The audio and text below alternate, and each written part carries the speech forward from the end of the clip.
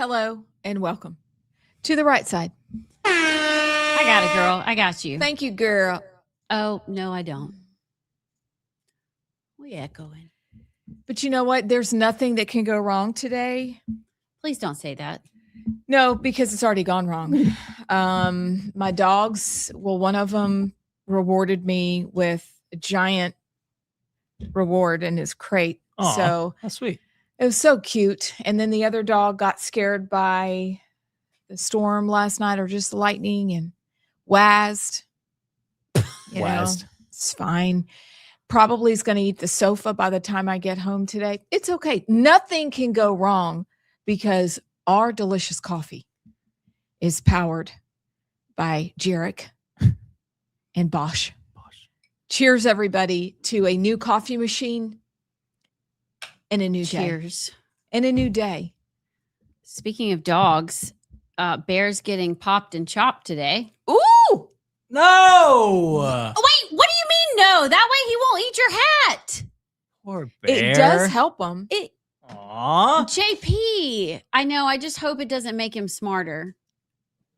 Why do you, okay, first of all, please stop saying popped and chopped, okay? It's a little Why too not? descriptive. That's what it's our too old descriptive. vet friend said. It's too descriptive. It hurts. Yep. But I feel bad for Bear. No, don't feel bad for It's Bear. time. Right? He's one. He's Isn't- one? Yeah.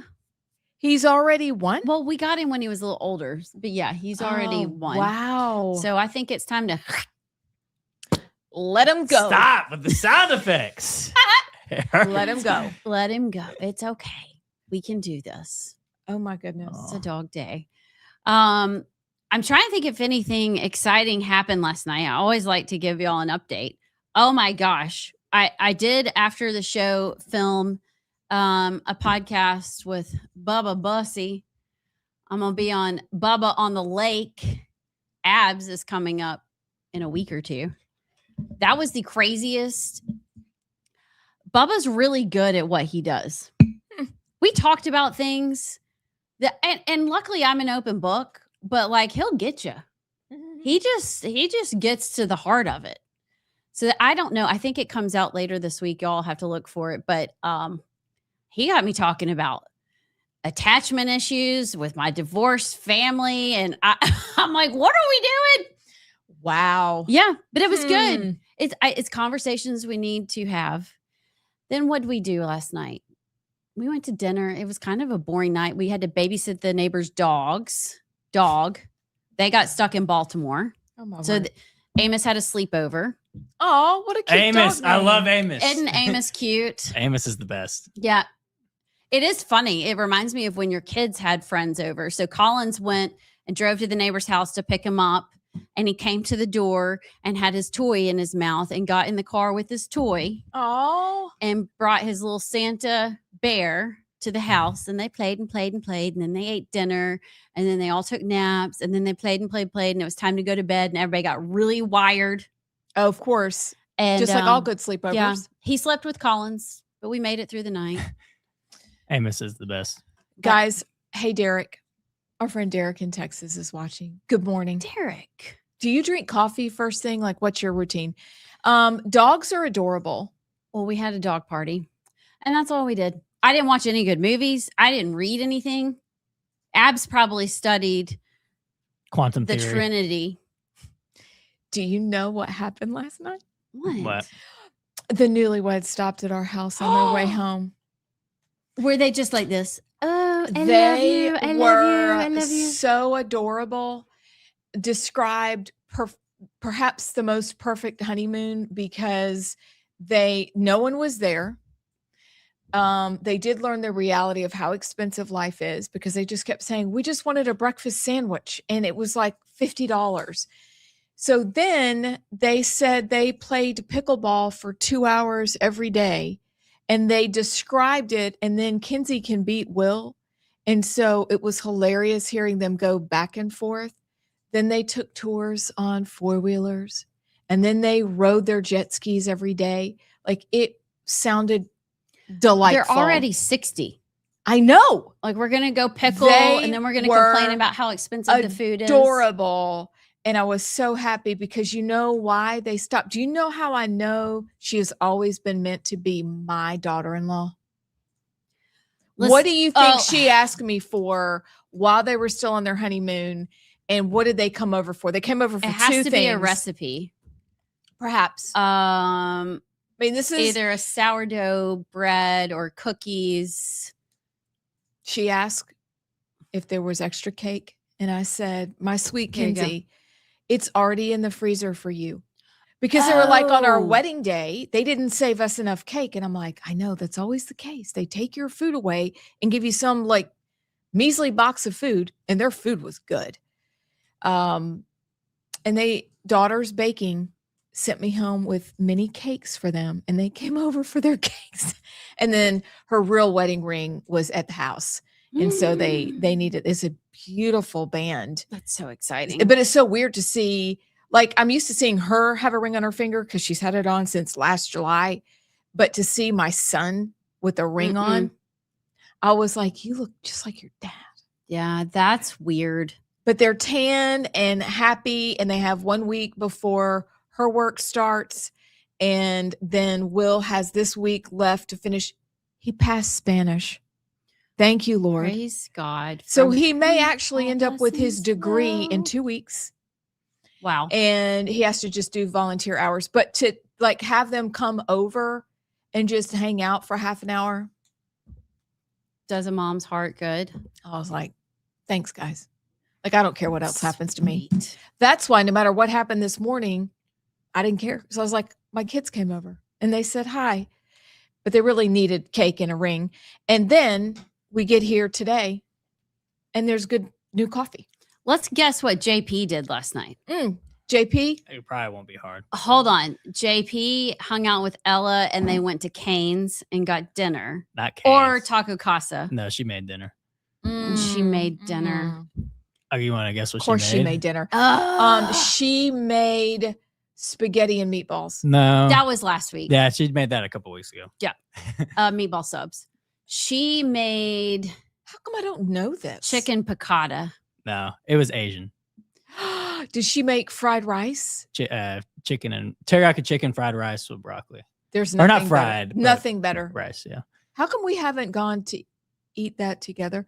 There's nothing better than that food. Yeah. And I got her hooked on one of my favorite shows. So we're watching that. What's your favorite show? One of my favorite shows is Better Call Saul. It's in the Breaking Bad lore.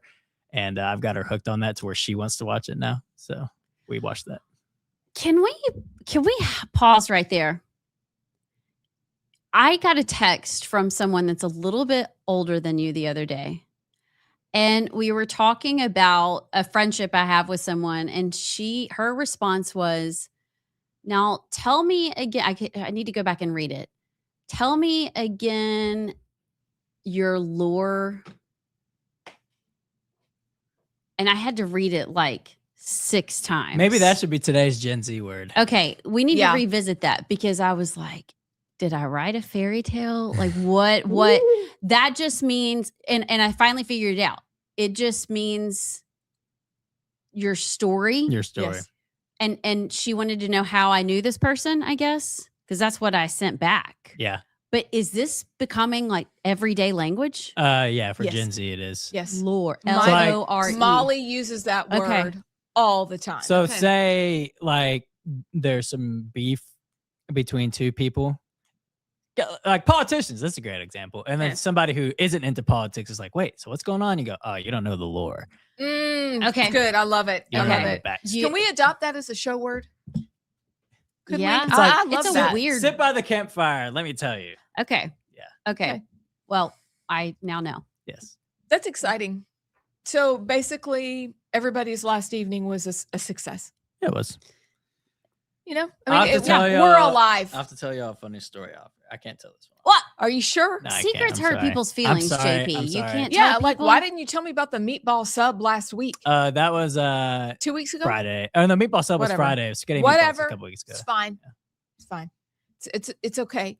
But He's I may make gatekeeping. chicken Sorry. fried rice tonight because that sounds so good. You having ting and tang over? Yeah, I am. Actually, though, I already started thawing some beef and sausage. I don't know what I'm going to do with that. I just got it out because it sounded right. It's not lab grown, is it? No, Oh. it's from the farm down in Chelsea that Emmy's Magnolia friends. Farm? Yes. Their Nice chicken work. last night was outstanding. Chris, of course, took care of ordering the meat because it's a manly thing to do.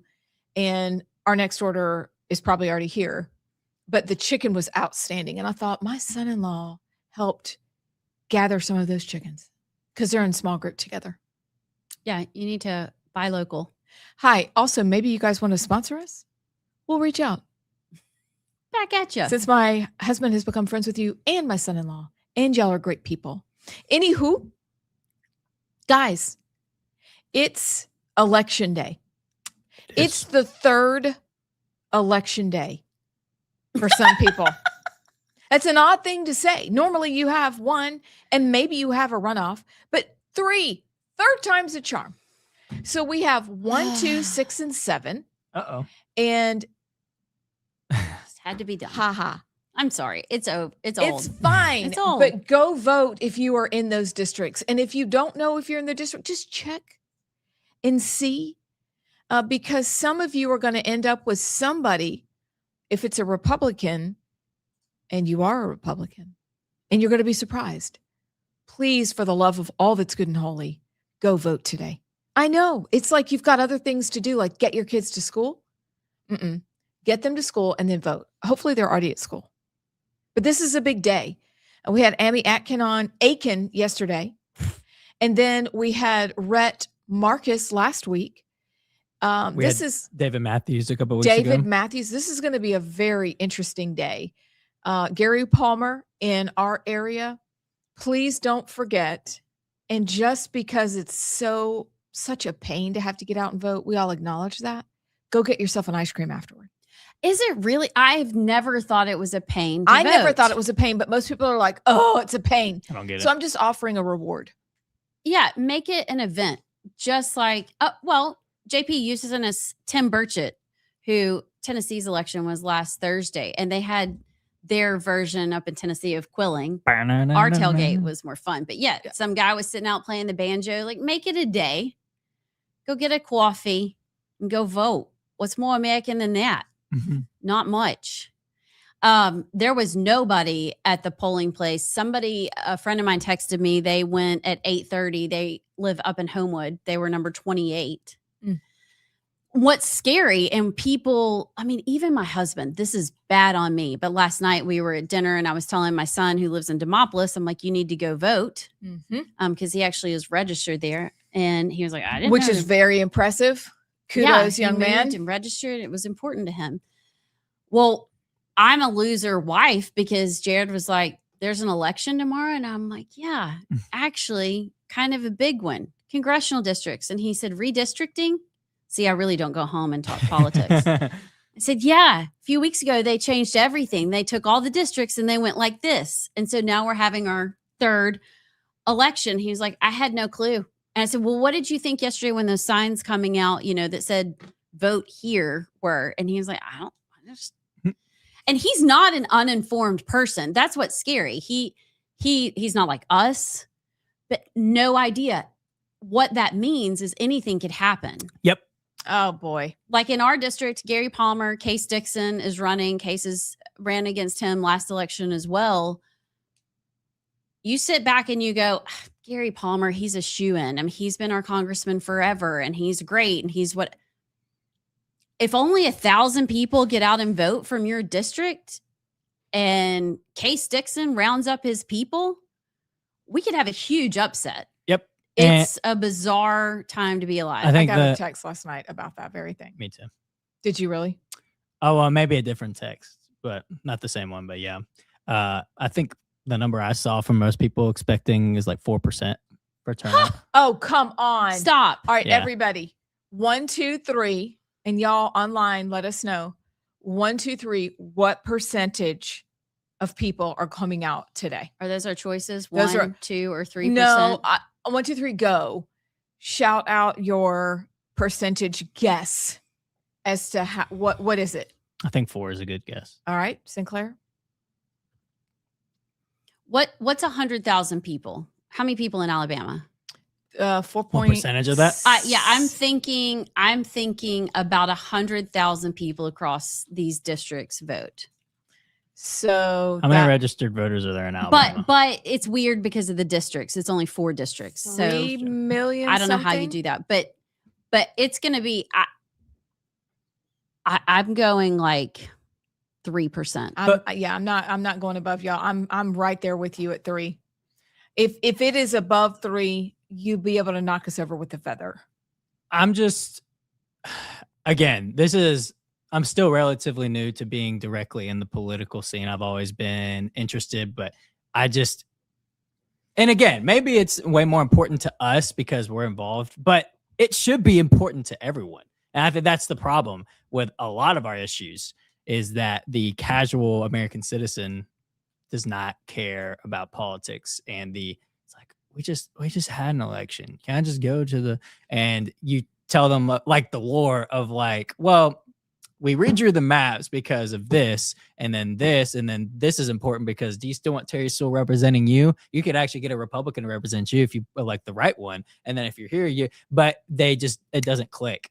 And they just want to go and do, again, it's we're comfortable, but I'm still baffled by how little people care. But again, it's not well, they shouldn't care. It's just politics. No, it's they should care. Now, how do we get them to care? Whether it's stop negative politic, ads and such. I don't know what it is, but it's a code we have to crack because that's where all of our well, not all, but most of our problems lie is the unengaged voter. I just don't know how to fix that problem. We have failed to connect the dots. And so people don't understand in their everyday life how much it matters. And we have failed to connect not only the dots, but the responsibility we have. And that went away a long time ago, like years and years ago. Because at some point, people also see the corruption. And we talk about that often on the show. But they see the corruption and they think, who cares anyway? Lobbyists run our state. It doesn't matter. But if we want that to change, then we're the only ones that can change it. And so it's almost a self-fulfilling prophecy. But hey, here on this show, we're going to do our best to change the narrative because it does matter and what you do matters. So we'll see. But I think we're all coming in at 3%. What do you guys think is going to be the percentage? Do we have more hats in case somebody wins this contest? Because we can have an instant contest. Gosh, Ian from Hartselle, I am a terrible person. You're not a terrible person. And I have not mailed his hat yet because I keep meaning to grab some of my note cards because I want to write him a note. You know what? Forget it. I'm just going to put it on notebook paper and act like it's fancy. Okay. I just was going to tell you thank you for watching and for being so supportive and encouraging. And so anyway, I'll get you that. But I know we've got to do word of the day. Maybe we can switch things up today too, because I do want to talk about the South Carolina race real quick. Their election day is today. Oh, yeah. I forgot. For Lindsey Graham's seat. And they do some communist thing in South Carolina called early voting. You can go vote in a polling place for like 5 days. To me, that's un-American. Election day is 1 day. It's the weirdest thing. So they've been voting since like last Wednesday or Thursday, and turnout is extremely low. But yesterday, some statistics came out and it said Darlene Graham, Rip, her husband, who no longer, huh? You mean husband or brother? No, her husband, who she just dropped his last name. Oh, I thought you were talking about Lindsay. He doesn't even exist anymore. So sad. But in the past, I guess as you get closer to election day, you have to file financial reports every 48 hours. And in the past 6 days leading up to today, she's gotten in a ton of money, not one donor from the state of South Carolina. This is troubling. Not one? Not one. She is not a real candidate. She might be the most lovely person ever. But literally, if you're in South Carolina and watching this, vote for anyone else. I have my favorite. I'll tell you who it is if you want me to. But this is so bad what they're doing. They're hiding her from the media. She can't answer a question. She sits and she looks at her note cards, which is fine. She's new to this. But if it's genuine, you act like you're new to it. She's trying to act like she's been there for. I don't like anything about her and her candidacy. Yeah. I think it will come down to a Ralph Norman, Darlene runoff. But is there a runoff? Well, I think that's what's going to happen. I don't think anybody's getting over 50%. Well, I just know for our special, they got rid of the runoff. I didn't know if this one in South Carolina. Yeah, they'll have a runoff. This is what makes people just give up hope, because they think, oh, okay, so we don't even have the idea that you wouldn't have at least gathered your thoughts before you're thrust into a race. The idea that you would be Lindsey Graham's sister and not have a genuine idea of what's going on, and then allow yourself immediately to be controlled by people who just want to have a fuzzy, beautiful little narrative about you, is very troubling. So I hope that Ralph Norman and his people can get enough people out to vote, and then they can just swamp her, because that's just bad all the way around, because you're sending another swamp creature to DC, and that's the last thing we need. It's very similar to Galrain versus Massey, where Galrain literally never went out and said anything, but was funded to the tunes of tens of millions by Miriam Adelson and others, and literally didn't do any public debate or anything, and still won. And his campaign or his celebration party was like the size of this room and wasn't even full. It was really bizarre. I get that same feeling with Darlene. I will say though, she pleasantly surprised me. And again, whether she actually means it or not, or it's sincere, she did come out strongly about nuking the filibuster if she gets in, and that's maybe the only platform belief of hers I've ever heard her say. But I was surprised that, again, whether she means it or not, I don't know if Lindsey was in support of that or not, but that nuking the filibuster and that one thing I saw is the only thing I've seen her say anything about what she believes. So that is weird. And I'd be very interested to see who wins, because you would think if Lindsey was able to win in South Carolina with how many times he did, I would think the same voters who voted for Lindsey would vote for Darlene in honor of Lindsey, so to speak. But with all due respect, this is important. It's a Senate seat. Rest in peace to Lindsey, and whether you disagree with him or not, but the Senate is way more important to just give someone a seat just because to honor someone. We're in a time where it's way more important. So I'd be very interested to see the result of that and how big the turnout would be for that. I have no idea. Oh my goodness. It could be bigger because it's in the news more. And it's been a big deal because it's been a national story. But I still don't think it's going to be very high, which is disappointing. Look at their other senator. I mean, Tim Scott is a total squish too. I mean, could be worse. Seems like a pleasant enough guy, but maybe South Carolina likes squish. I know there's a lot of pushback to Ralph Norman because he doesn't really he votes with President Trump, but he's a Tim Burchett kind of guy. He's in that same group. And there's a video going around of Congressman Norman standing with the frontline doctors on the front steps, right during COVID when they came out and were like, hey, everybody chill. So he's out there. He loves America. Russell Fry, I don't know why he is abandoning. If he wins this, their House seat in South Carolina for that district, which is like Myrtle Beach, will be empty for 5 months. It will be empty when they vote on the next Speaker of the House, which means one less Republican vote. I cannot wrap my head around what this biscuit is doing. Well, which is what I was going to ask you. Why would he do that? Is he feeling himself that much and thinks, oh yeah, I can do this? Did somebody give him a handsome payoff like everybody else? I have two theories. One is he got in because Trump is backing Darlene. One theory is he's getting in to split the conservative vote and to keep Ralph out. Okay. I can buy that. So I think Fry or Darlene are probably more easily controlled than Ralph Norman. So, or it is, I won't say, kind of a once in a lifetime opportunity to run for Senate, and I get it. But in 2026, the state of the union that we're in right now, I don't think, to me, if you're really in it for the right reasons, you don't abandon your post. You don't leave your people and really the whole country vulnerable. I don't know. I'm sure he's definitely not super conservative, but again, I don't think he's terrible. And then Mark Sanford's running. Do y'all remember him? He was the governor. Oh, yes. You remember his Appalachian Trail? I mean, that was so ridiculous. They went to Columbia, right? Or she was Colombian. Like, that was just a giant debacle. Do you remember it? Tell JP, because he doesn't remember. I don't. He ran off with his lover, but said he was on the Appalachian Trail.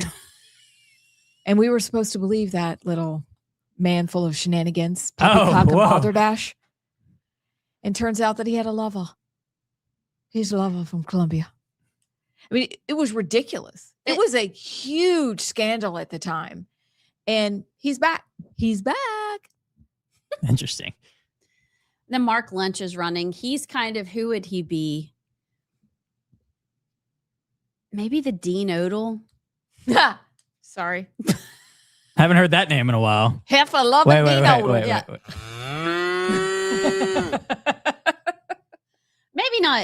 Maybe not as far out as Dean, but kind of in the same vein. Who's out there? I don't know. It's going to be wild. I think Fry, Sanford, and Norman are all within like 1 percentage point. The last poll I saw, they're all at like 18, 19, 20%. And Darlene's 24. Sure she is.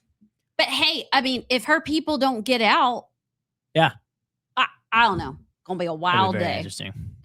We got a couple of comments, and then we can take a break and do word of the day, Yammer, and all on the other side. Well, first of all, Spam Jelly said, "Ladies are lovely, still late." He also gifted 2 jewels on the YouTube, so thanks for that. Spam what does Jelly. that mean? What are jewels? What? Money. He gave us money? A little bit of money, yeah. Thank you, Sam. Spam. Once in Future said, "What percentage of voters showing up today will actually be voting for Doug Jones in November?" ... Oh, yeah, and especially after Tabitha Eisner said, "I didn't." That was just to create fear. Yeah, I didn't mean it. Kind of like AOC said, "Woke One" was kind of a joke. She didn't really mean it. Sure, okay, that's a great question. Yeah, hold on. Help me think through this. So, if you voted in the Democrat primary, you cannot vote. But if you didn't vote in the Democrat primary, you could technically go vote as a Republican today. Frickety frack. This is not good news. I think he also was saying what percentage of Republicans voting in Republican primaries will today. I think it goes both ways. Yeah. It's tranny voters. Ashley said the lobbyists are the real problem with both parties. Amen. And then Chris from Starrett said his guess for turnout 7%. Oh, Chris, the ever optimist. And then Once in Future said voter turnout 3.142857 served with peach ice cream. Yeah. Oh, pie and ice cream. I like it. Hey, I'm sorry. I hijacked the whole that was a morning. Good discussion. So we'll do word of the day, montage, Yammer. We have allegedly. I got a good allegedly today, y'all. It's going down in Moody. Okay. Can mean a lot of things. Do it. We'll be back. Favor with Allison Sinclair, and we can hardly believe who's sitting down with us today. We are honored and thrilled to welcome Jason Bartlett. You probably follow him on X. You've seen his walk across America to bring a spotlight on South African farmers, but you also probably haven't heard his cruise ship story or any of the other stories we're going to talk about. For example, his pilot license and DEI, or even maybe celiac, or the face of immigration. He's been to the White House. He's been retweeted by Elon, but he lives in Alabama, and he's here. Yes, I am. Thank you very much for having me, ladies. It's an honor to be here. We're so glad you're here. I still can't believe you're sitting here because I found you because Elon, and I don't even know what video it was, but he retweeted you. And I don't know, maybe y'all go back to South African like school days. Maybe y'all are we besties. don't. No, I've never met him. He's retweeted several of my videos, always the long ones for some reason. But last year he retweeted one, and then this year I think he's retweeted a couple again. Well, it was this year, it was a few months ago, and anything that he posts, everybody kind of pays attention to. And I started listening, first of all, every Tuesday for a while growing up. Me and my son, we would speak in a British accent, and so that caught my ear first. And then I started digging in. I'm like, holy schmoly, he lives here, and he's one of us. Yes, ma'am. I think you called me. I'm sure I freaked out and sent everybody the text and was like, we have to get him on. Sent you a message. You probably get messages all the time, but you're so gracious and so kind. And the more I interacted with you, I'm like, okay, here he is. The last message you sent me was like, I got to go to the White House next week, so maybe we can do it next month. And I'm like, okay. But as soon as you walked in today, I'm like, he's just one of us. You're just a normal guy, but you've been put in this position to have a voice. And a lot of what you've dealt with in South Africa and then experiencing here and kind of the flashing red lights are like, all of us, whether you're in Alabama, whether you're in Europe, whether you're in South Africa, we need to hear your story. And it's such, I'm hoping, a wake-up call. Absolutely. Because I don't know about you, but do you feel like people in America, we've always felt so insulated and so like it can never happen here? Yeah. I actually made another video that's probably going to be retweeted this morning by someone like Elon. I just made it as a warning to the West. I'm so sick and tired of this narrow-mindedness where people think it can't happen, but within 10 years you could have 10-foot fences around your house. It doesn't happen. It happens gradually. It does happen overnight, but it happens also so gradually, and it's snowball effect so quickly.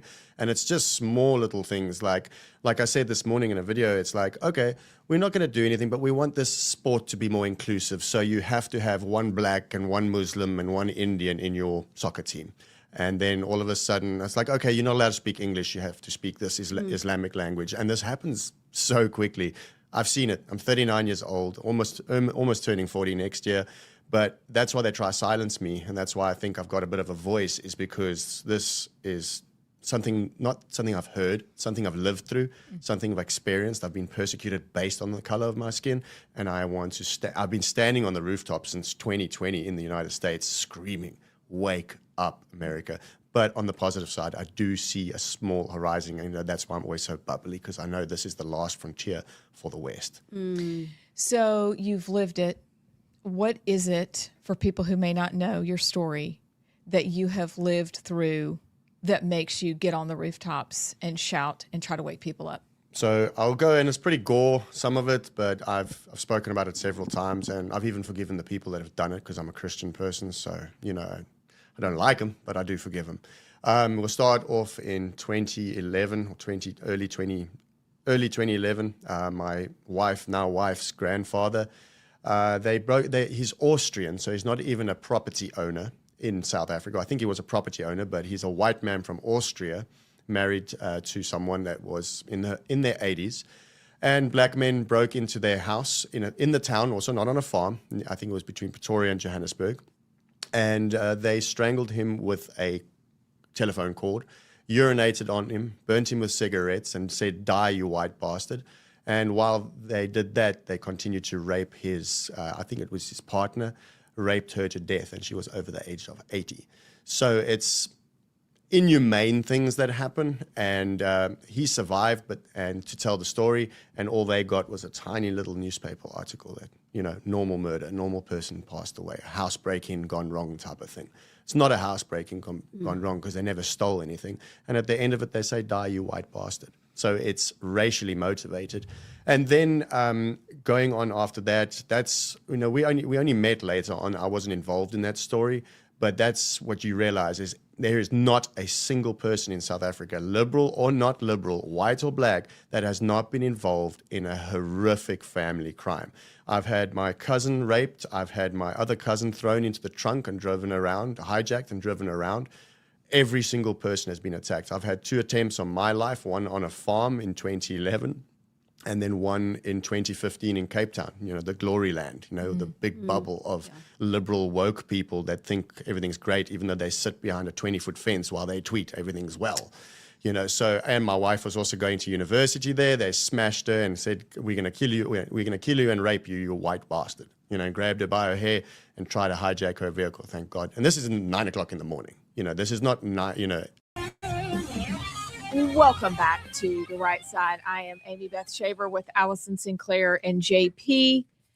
Someone's about to say something. I need you to What? read my mind, JP. What? Do you not see my eyeballs? I saw right when I was about to point. Can were you like, read? What? Can you turn up my microphone? your microphone? Yeah. Can you do over there just a little bit? Also, I'm still That's all getting the way up. reverb in It's all the way up. Okay. So on it's my my fault. headphone. But We'll have that's to okay. We can check it Check 11 the o'clock. headphone situation. Check Okay. it. So here's what we're doing. We have the word of the day. We have the yammer. And then we have the montage, all in this block. And then in the next hour, we will talk through stories in the montage, do the Muslim Minute, and have allegedly, which apparently is going to be on fire. If only all of us could find stories. It's fine. Y'all always have the best stories. So I don't know how this is going to go. Well, I do, but I don't know if I really want to go where I think I want to go. All right, but first, It's it's always the time best. for the word of the day.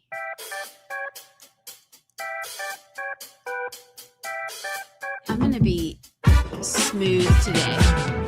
3, 2. All right, I'll be One. smooth with you. Okay, we're smooth. Usually I'm robot-y. Smooth to the groove like sandwich bread. By the way, Ian from Hartsel says word of election day, apathy. Oh, it's true. Thank you, Ian, for that cheery news. All right. So this is 3 words. 3? 3 words. Why? That's a lot. Well, it's election day, and I thought I'd keep you on your toes. Fine. All right. And this means it's sometimes referred to in the US as an introductory or initial experience that is a severe ordeal. Severe? In military context, blah, blah, blah specifically refers to a soldier's first exposure to enemy fire. You know what this is. The newly recruited player faced a blank as the team went head to head with their greatest rival. 3 words. Brad, I know you're getting this. Quick butt kicking? No, not quick butt kicking, but very, very close. Very close. Very close. JP. I don't know. No. Okay, but don't say it so givey-uppy. Givey uppy. What does it start with? What is the first? B. It was my first day on the slopes, and in my naivete, I had tackled Avioria's famous Boulevard d'Excuses after one 3-hour lesson before I could even really turn. At 36, this was a blank. Oh, I don't know. Guys, A really dumb move? also a very dumb move. But what Um, would you call that when you're just thrown into the fray? Motherhood for the first time is a what? As soon as I say this, you'll go, oh. Is reality in there? No. Brad. What's Brad say? What's Ian? What's Chris? Nobody's Anybody? guessed yet. Is this? Are you stumped? Yes. I feel stupid. You're not gonna feel. Don't feel stupid. Yeah, no, but this is going to be one that we're like, You we're are. so dumb. No, you're not Um, dumb. Please enlighten Say me. it. Say what you're about to say. My brain has nothing. This would have been a good day to cheat. I mean, I'm what is it? Baptism by fire Oh, I don't use that word a lot, or that or phrase a lot. of fire. Interesting. Baptism Yeah, of fire. dang it. It's true, isn't I was it? thinking. Nah. I typically use throwing in the deep end. That well, would have been good. That's good. But Maybe because I was throwing it. Merriam-Webster had baptism of fire. Just have a kid and you'll know exactly what I mean. I It's like true. that. That's the best way to do it, though. baptism It by is. fire. It's throwing your kid in the deep end also. I don't ship it. But that happened to my brother. He didn't swim for years. But it's okay. It's what we did back then. It's okay. Are you ready for Gen Z word of the Yes. day? Yes. We're gonna be better. So this word is a brand, but Gen Z has hijacked it to mean something else. This means something is good, cool, fine, or going well. It is used to express approval or to say that everything is all right. Quote, it's all blank. While derived from the luxury fashion label. Gucci. That's good. Gucci. I'm helping my child get their was thinking crack. power set up at their Crack. apartment. It's all so- crack. Nah, we're Gucci. That we're Gucci. Gucci. I like Hey, we'll Gucci. start. You do that. We'll start Yammer because that you don't have power at the apartment. No, it's coming. But we're just it's her first time to get power at her new little place. Oh, Not till baby's growing Thursday. up. So That's a whole thing. Remembering to do that. All right. Well, JP, you wanna hit it? It's time for Yammer.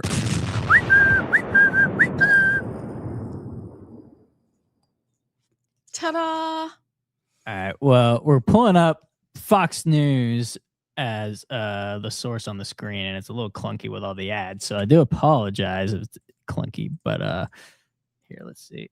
Loophole forcing release of detained illegal immigrants targeted by Senate GOP is a Senator Katie Britt's bill. We didn't talk about this, but I saw this come up. This article is 5 days old. Senator Katie Britt's bill would prevent criminal aliens from being freed when home countries reject their return. Oh, that's good. Let's see. The effort led by Senator Katie Britt would prevent detained illegal immigrants from being released back into the U.S. in the event that their home countries would not accept their return.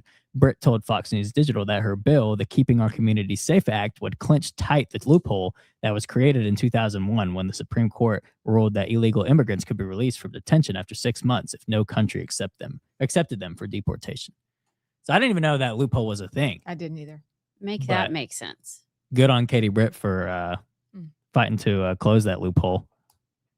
Now the question is, will it go anywhere in the Senate? You know, that's the right thing, but you know what that means?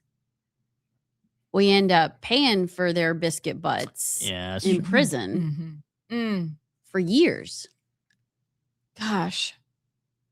Or do they just after 6 months, if their country hasn't accepted them, we just take them back anyways?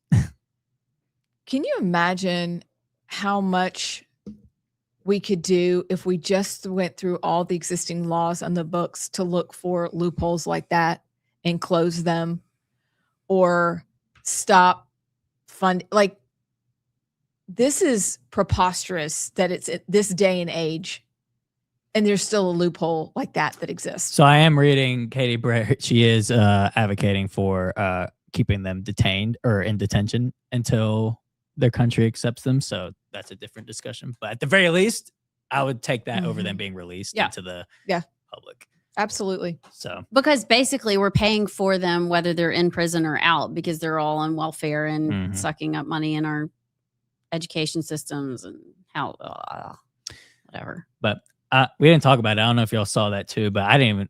I was very surprised to know we were still abiding by that loophole. That's the No problem. idea. That's how so much gets done, and we're none the wiser. Okay, what you got? Unusual Whales. I've seen it a few places, but this is from Unusual Whales. Apparently, president of like the free world, Donald Trump, hid in a catering container to board a secret flight in Turkey amid Iran assassination threats. Donald Trump got in one of the little bar carts and wheeled himself onto the flight and said, "Let's go, y'all." And it worked.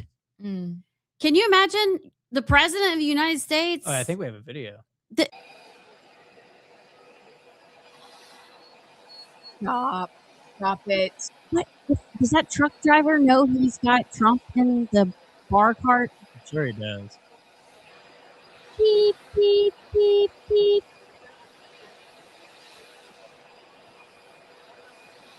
Well, where did he go? Is this a different angle? He's still in the truck. He's in there. Yeah, but I thought he. Oh, so he went from the plane to. That's how. Hold on. I thought he got onto the plane in the catering container. He got off the plane. No, it says to board. Okay, either way, that is wild. This one says wild moment. Trump Oh. reportedly snuck off Air Force One and catering truck. Yep. That's So that, yeah, there's a lot there. The fact that Iran is getting that bold with assassination attempts, but to the point where we're so concerned about it that it could happen here that we have to do that. What does that tell you? The threat of the Iranians that are here via illegal immigration. Because, I mean, the Hezbollah presence in South America is very prevalent, like legit prevalent. And then let alone Mexico. So how many of them are here right now? But that tells me that they are so concerned about who is here via illegal immigration that they have to put the president on a catering truck in our own country. okay. Pause. My report says they were in Turkey, Were they? which would make more sense. That but would make more sense. but either way, if you can get that close to the president, Yeah. and then you wonder, did they find out mid-flight? And they're like, Yeah. catering truck to flight 748. Can't tell you why. Catering. That's more security than was at the hotel for the ball. I mean, Sure. what is it called? The The correspondence. Yeah. Dinner, which that was still wild. Anywho. So sports news, Ooh, yay. because it's getting close to football season. Not long now, everybody. Former Alabama Crimson Tide star running back, and let me see whose story this is. Michael Bronner's story from Yellowhammer. Made some huge history over the weekend. Maybe you heard this, maybe you didn't. But the Detroit Lions sensation who left Tuscaloosa to become a first-round pick before blossoming into an absolute superstar at the NFL level signed a 3-year contract, which made him the highest paid running back in league history.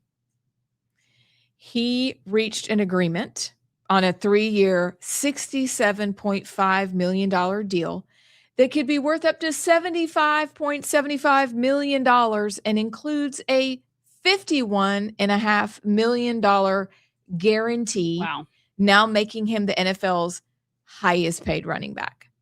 How about that? How about that? How about that? So he transferred to Alabama ahead of the 2022 season from Georgia Tech. And that's just, going on to talk about the legacy of Nick Saban. But that is pretty tremendous. And then I wonder, I know we're having an affordability crisis, but it doesn't seem so when somebody can make that much money. And how do they make that much money? Because people are still paying tickets to go to games. So they're supporting it. So I'm trying to wrap my head around all that. But congratulations to him, and go Alabama. Do I not know his name because I'm an Auburn fan? He was the running back when I was at Alabama. So 2021, 2022. Oh, so he was your backup? Yeah, I was behind him. No, but I mean, I've always paid attention to Alabama SEC football, and I don't remember him. Remember Bryce Young? Yes. He was his running back. Okay. Well, I need to pay better attention then, I guess. But good on you, Gibbs. Gibbs. Go get him. Go take that dough. All right, then. You ready for the montage? Let's do it. This is a montage. For news. Keep going. Carriage and the first trimester. What do you make of what we're learning here? We obviously have his phone. We've downloaded it. They're talking about the COVID injection and having pregnant women take it.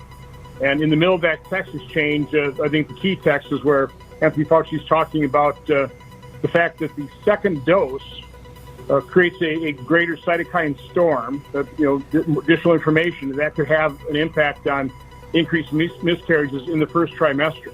An 82% miscarriage rate with women who got the injection in the second trimester. I mean, that is shocking. And they knew it. They knew it. They're not that stupid. They're just that devious. I think that with the interesting thing about our communities here is I think that minority communities, because we have never had representation, we are tied much more to identity. White communities, they've had representation forever. And so for them, their tie is a little less identity and a little more ideology. Prioritizing Patient Access to Care Act into law. Under the previous law, abortions after 24 weeks were only allowed under certain circumstances. New law removes those restrictions, allowing physicians to use their professional judgment when determining whether care can be provided. For long, and far too long, a long period of time, America's recommended more childhood vaccines than any peer nation, and even twice as many doses as some European countries, and even more than that.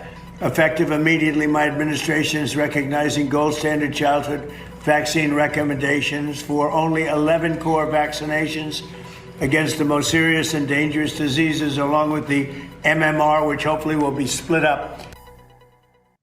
That's good stuff right there, JP. It's a lot there. By the way, the abortion clip, it didn't say it in the video, but that was the Massachusetts governor that signed that into law for Massachusetts yesterday. So Remember when we had that guy on with the PAU now? Yeah.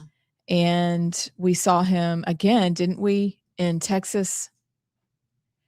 It under that thinking that you can murder a child up until the day that they're born because they're apparently not a child until they go through the magical birth canal and then they become a child. This is their logic. That thinking undergirds several of the stories, that wantedness, which is very circumstantial and subjective in regards to truth.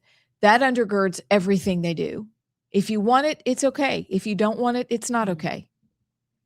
But to think that you can murder a child up until the day that is born, and those women stood around and gave blessing to murder, you might as well have lit the fires of Molech in that room and just gone ahead and thrown the babies in.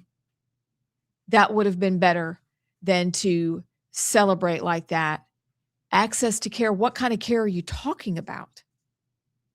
But that's their sacrament, is death, to enter that cult. I think the video of the governor signing it and excuse me, let me make this bigger. And Tim Burchett retweeted and said Jesus wept. But just look at all their faces when you think about what they're applauding. It's gross. The women in the doctors' white coats. That it literally makes my stomach churn. It is hard for me to fathom what they did. It's evil. It's disgusting. It's wrong. And isn't this like the 9th state that has done this? No wonder we're under absolute judgment and foreigners are taking over our land. We probably deserve it. Amen. We'll be back. A university, and the university does nothing because, that's an indoctrination center. That's why we no longer believe in school. We don't believe in the education system. It needs revamping over there, and it needs revamping over here. Because I've always said to somebody, if do you consider Austin, Texas, the South? I mean, Austin's in Texas. I mean, they're teaching young children about anal sex at the age of 6 years old. Something's got to give. Something's got to change. The enemy is no longer knocking on the door. The enemy is in the United States, and he needs to be kicked out. I did some reading. We have a very good family friend that's from South Africa. He's been here for years, but he follows up. So we've kind of kept up, but I had to go back and read some of the history, because to hear that, people go, how do you get to that point? Like what happened in South Africa? Several years ago, we played the video of, kill the boar. Yeah. Had no clue what a boar was. Yeah. We just knew it meant a white person. How did you get there? Well, give us a little bit of history of South Africa, and has it always been this way? If you want to see what South Africa looks like without apartheid, just go there now. I'm not advocating for apartheid, but there's a reason. I don't know if anyone like yourselves would love to live next to someone that thinks if you rape a 24-month-old baby, you're relieved of all your sins. Quite frankly, I don't want to be a part of that. I don't want to live next door to them. I don't want to live amongst those people. I don't want to live in the same country as those type of people. They need to be banished from my life. So going to South Africa, you can take a look from 1994. There's a spiral, and it's been a mass exodus. There's been about 800,000. If not more, that's basically what Grok says and so on. There's been about 800,000 to 1 million people that have left the country, gone to Australia, to Mexico. There's little areas in Mexico, to South Africa, to America, to England, to everywhere in Europe. Any ties that they have to get out, they got out. But now the world's come to a tie where, okay, you're the wrong color. You're no longer welcome here. Even to go to Australia, it's also gone woke. It's difficult to come to America. It's difficult to go anywhere if you look like us. So South Africa just completely spiraled. I saw it when our current president, Cyril Ramaphosa, is famously said that we'll put the white man in a pot like a frog and slowly turn up the heat, and he won't know when to jump out. And that's what they're doing to us. So they slowly turn up the heat. But I noticed things like this. Luckily, my dad noticed, like we, Standard 3, which is 15 years old, 14 years old, he noticed like, okay, they're forcing black people that are not educated at all into the same levels of my class. And if I want to speak English and Afrikaans, they have to be in the classroom. This is where there was a black guy named Bernardo, his name, I guess, and he literally walked up to a young girl and says, "I'm going to rape you one day." And like, those are the type of people you forcing me. I mean, it's got nothing to do with skin color. That's got to do with what you're doing. And it just spiraled after that. Then the South African rugby team, you know, we're the best rugby team in the world. The Springboks, yes, exactly. We're the best rugby team in the world. And right now, there's a complete mix of black, white. We call them colored. They call themselves coloreds as well. It's like a half white, half black. They're proudly called coloreds. And they are thriving and they are doing absolutely wonderful. And I support them individually, not as a country, but individually, I think they're doing wonderfully.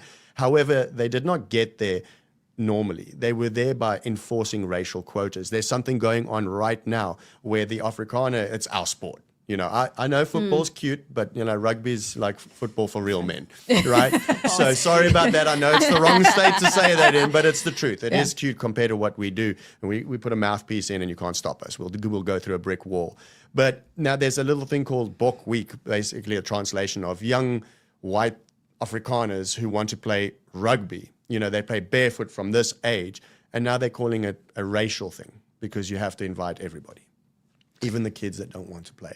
So it's just a complete spiral. Then it goes into your schools, then it gets into your universities. And just like, I mean, the gap in America from going from normal to complete woke is about 4 years because you go and you get indoctrinated. These guys are sitting there, never worked a normal job in their lives, and they're telling our children or your children that this is the right way to do it. Go woke. And it's not working. And that's why I'm shouting from the rooftops, because I can see it crumbling and happening over here. But there is going to be a difference and there is going to be a change.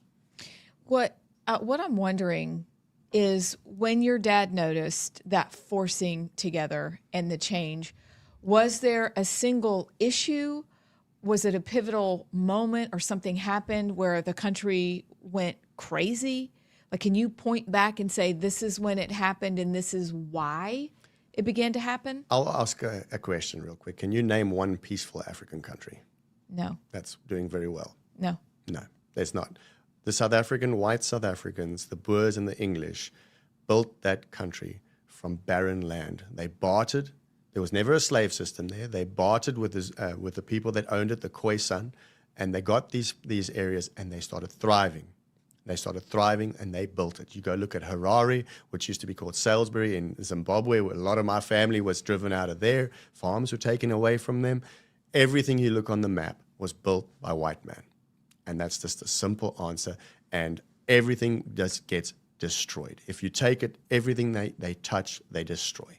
They don't want it to be the way we are. The farms that they expropriate from white people, they don't go live in those magnificent houses. They tear them down and they build shacks next to them. So it's a cultural hate, and it's been fed by the government. I mean, you take a look at Julius Malema, who sings Kill the Boer in front of 80,000 people. That's only live. Imagine how many hundreds of thousands of people are singing with him. He was part of the ANC Youth League. They still work together. They're not enemies. So the government... Well. It turns out that those conspiracy theorists were right. Again. Huh. So we're just gonna wade into the waters. We know you already knew. But this is that time where you get to look at your friends and family in the face and say, remember when you said I was crazy and that this was not a big deal?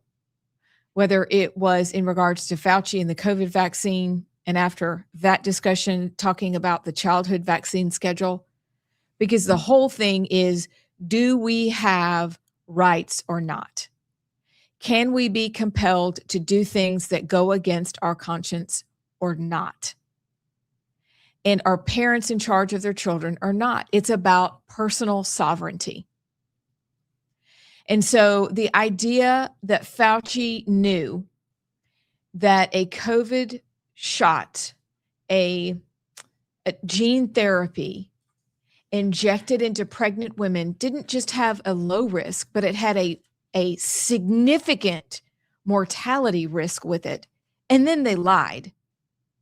Should be the thing that sends him to prison forever. Because how many babies died because of your lies? Our oldest daughter was pregnant with our first granddaughter during this whole conundrum. And every time she went to somebody that I like as a physician, every single time they tried to pressure her to get this gene therapy. Luckily, our children are not easily swayed. And my daughter was like, absolutely not. You can stop asking me. And so I feel for all the mothers who were pressured into getting it, or the mothers on the other side of that can't get pregnant now. Because see, this is the part we haven't gotten to. Not just the 82% miscarriage rate, but someday what will really come out are all the women who cannot get pregnant. They were made sterile because they loved their neighbors and got a shot. They obeyed the authorities. They were loving to their neighbor. And so a lot of people got a lot of repenting to do, but maybe this is the thing that will get Anthony Fauci. So before anything else, what are your thoughts on what came out? Let's read the text Okay. first. I got to pull it up. Okay. This is dated January 25th, 2021 from Anthony Fauci in a text. I asked around a bit more, and another issue came up that you need to be aware of. Since many people have significant cytokines, storm, and fever after the second dose, this theoretically could be associated with miscarriage in the first trimester. This is after he publicly denied this as a conspiracy theory many times. It makes me sick. It makes me sick. And there's no way you can tell me now that this whole depopulation conspiracy theory is just a conspiracy theory. They are trying to kill offspring. They are trying to kill elderly. They are trying to kill all of us. I don't know how else to say it. Why in the world would you send a text so nonchalantly like that and not be out on every single news media outlet, which he was already, and not screaming that from the top of your lungs, except that you are an evil, evil person that is the leader of the death cult? And it is beyond comprehension. 82% of people that got the second shot, the second booster of women that were pregnant, lost their children. And that little biscuit was allowed to plead the fifth and not have to answer to anyone as of yet. It's unimaginable. And yet here we are. 82% is an astounding number. So I printed off the vaccine adverse effects registry, of which we believe that the underreporting rate is probably upwards of 50%. People don't even know that it's there. Yep. I have people in my life, and you probably do too, that you know that they had an adverse effect to vaccines, whether it's myocarditis, maybe you have weird stuff going on with your brain. Like there's the wide range of things going on that your people couldn't tell you, actually, you just had an adverse effect. The number of miscarriages listed on the VAERS system, 5,222 babies miscarried. Now, I don't know about you, but I had 3. And every single one of them is a tragedy. But to have your government compel you to take a shot that they knew was going to 82% of the time kill your child and act like it's no big deal.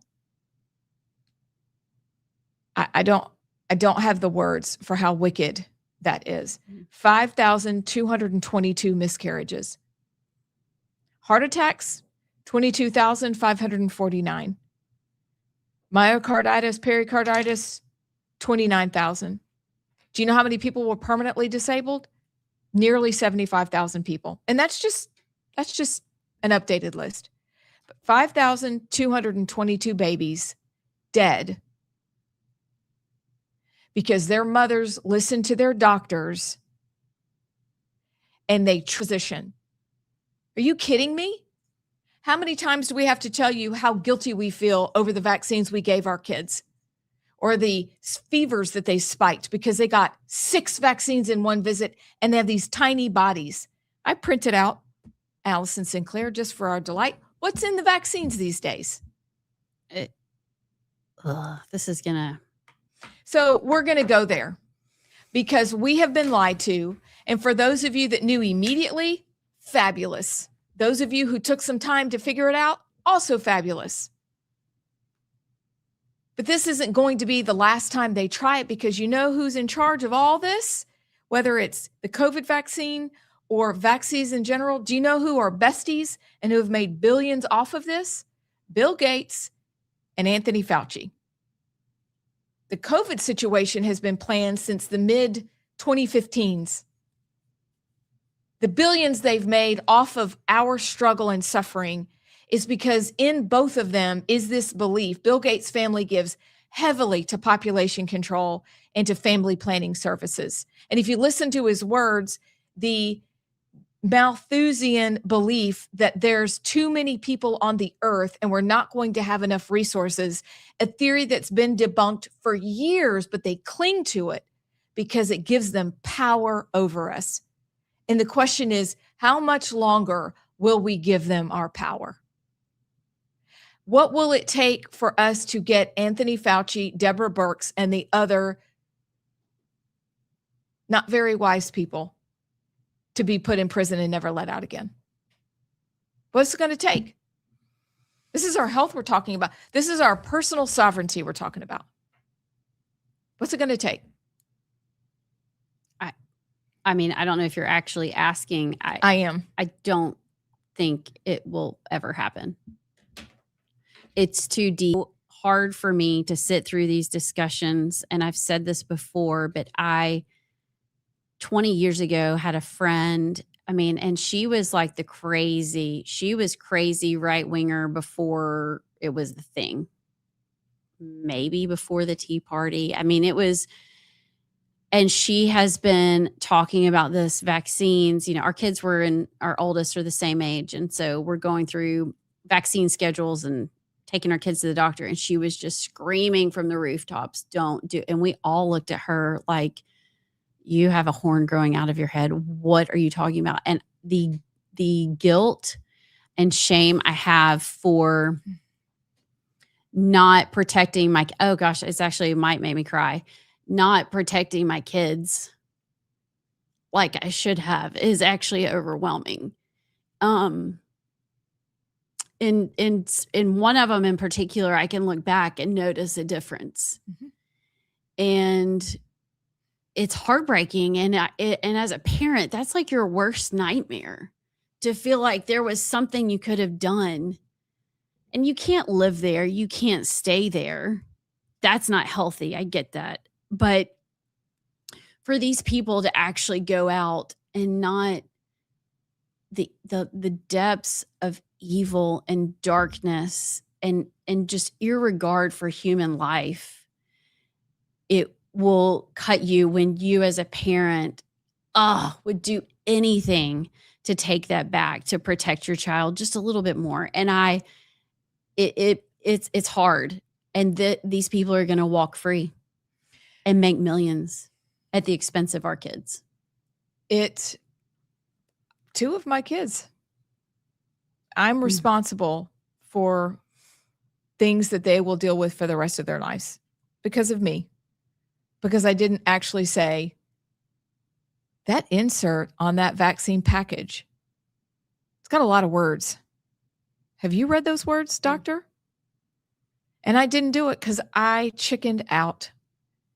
I gained my footing, and I think we both did during the Gardasil phase. Mm-hmm. Because it doesn't protect you from anything. Again, doesn't that sound familiar? Doesn't that sound like the COVID vaccine? But what I did and what I didn't do, I am very thankful for my oldest child who made me aware of all the things in vaccines. I had fellow members of the body of Christ, I'll say, challenge me during COVID in listing what vaccine fetal cells were in these doses, and they are. There are like HEK lines, 60s from 1966, aborted babies. There are many in the vaccines that we take today, many provably in there.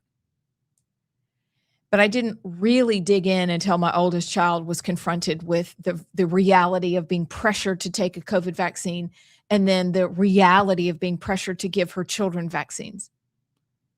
And I want to run to Chris and I are the oldest. We're at the older end of the cousin spectrum in both of our families. And I want to run to the younger ones and say, what are you doing? What are you doing with your children? Why would you just offer them up? Stop. We now have information, and you can stop. And you sadly look, because we all remember asking about autism and knowing kids that were changed instantly. And we were mocked for asking, does that mercury in the autism, in the shots our kids are, is that going to affect them? Oh no, you're just being ridiculous. And the proof was always there. But I hope something will come of this COVID vaccine and of the reality that Anthony Fauci is, as we all know, a big fat liar. He is the Joseph Mengele of our day. Well, I'll give y'all some grace because, obviously you can make the argument that it's the parent's job to protect the child, but also we live in a society where, unfortunately, all the cards were against parents, y'all, to do what's right. And institutionally, it was set up to where maybe your kid couldn't participate in the same things as other kids. They didn't get the vaccines. Or I know with me, when I was graduating, my junior year of high school was when COVID happened. And so my senior year of high school and going into college was COVID. And you can't go to in-person classes if you don't take the vaccine, So institutionally, it was set up to where you could not. Obviously, again, you can make the argument that you could still stand firm, but all of the cards were against you. Mm-hmm. So it's not. I don't put the onus and the blame on parents. I put the onus and the blame on the evildoers in the society or in the institutions that. Like, they are the ones that did wrong. They are the ones that need to be held accountable, not the parents. Because, again, like I said, you could do your own research. But when the institution itself, when we live in the United States of America, where the system is supposed to be set up to where the doctors and the institution is doing what's best for the parents and the family. So if that is not the case and the institution is not doing that, and it actually is hostile to parents who do try to do what's best for their kids, when the system is set up like that, it's almost like you can't win. And the people who did that, like the Faucis and the others, those are the ones that did wrong, and those are the ones that need to be held accountable. So again, it's natural for the parents to think back, and hindsight's 2020, but the fault is not on the parents. The fault is on these evil men and these people who did evil. So now the question is, will they be held accountable? I don't know, but not my hope. I know that God is the one who is in charge of justice and righteousness, and revenge belongs to the Lord. So ultimately, they will face what they did, whether it's on this earth or not. So, but I would encourage y'all not to accept, like, the blame is not on y'all. It is on the institutions that put y'all in that position as parents, 100%. And now, hopefully, moving forward with RFK and MAHA and others, future parents won't be, like my generation of parents won't be in that same position, and we're more educated. But the institution itself, if you have an institution that is just hostile to parents trying to do what's best, then you can't have you're not living in a real society. I think you got to go back further than COVID, because for us in the 90s, early 2000s, you know, we haven't been through COVID. We're taking our 6-week-old children to the beloved pediatrician that is a godly man that loves kids, has been doing this forever. And he looks at you and says, it's okay. This is what I learned in school, in so many words. This is how we keep our kids safe. And this is what we do. So trust me. Doesn't even bat an eye. I don't think he even knew how wrong it was. He had been trained that way. And we sit there. I didn't go to medical school. This is a godly man who loves his kids. He does the same thing with his children. And he's done this for years. And so you go, okay, let me give you my child. I mean, I think that's what gets me is, may I never go back to that, but that blind trust. Yes, doctors serve a great purpose and they are trained and they do know. But you know what? As a parent, you have intuition and you have a right to kind of make some decisions too. Take what they give you. Take what they're telling you. Filter it. Is this right for me? Is there maybe a different way we can do this? Can we split this up? Ask questions. And that's what I look back on, is just that blind trust. But the institution was the medical school and the medical industry and big pharma. We thought big pharma was great back then. It was saving lives. Well, yeah. And then you got to get on something else because that worked. But then this, and so we just didn't know. And in the court of law, ignorance is not a defense. And I feel like as a parent, I don't think it is either. So that's what I wrestle with. It's very well said. And as we have talked about this over the years, you are right. They are trained in medical school to read what the CDC sends them and to do it, and to not ask questions and to not question what from on high has sent down. They do not have time because it's not set up that way. And so I remember, though, and I'm thankful for my husband. I was in a room full of a lot of people when the vaccine came out. And it was exactly as you described, JP. If you get this, you can go back to school. And if you don't or work, then you can't. Like, it was there. And he just said, well, if we're going to survive this by 99.97%, why would we take something that we don't know much about? And to his patients, he would say, why don't you get a blood test to see if you've already had this? Because natural immunity, remember, the other big lie, besides lying to mothers, was that natural immunity, God-given, by the way, was actually not going to protect you. That was also a lie. But people's faces changed when they were like, oh, because we were so afraid. And so take that same fear and shove that on all young mothers walking into the doctor's office with all your babies, and you just trust them until the time you can't. And your newborn baby, who is 3 weeks old, maybe she was 3 months old, spiked a fever to 103.7. And I'm on my way back to the ER because this shouldn't have happened. And all I got was, well, we'll just spread your shots out next time. I should have known. Because see, the institutions, and there are some things that liberals are very right about. There are some things that critical theory is right about. And that is sometimes the institutions are set up to be a wall against you and your better judgment. And Allison's right. The institution, and you're right, JP, of medicine is a wall. Trust us. We have a system.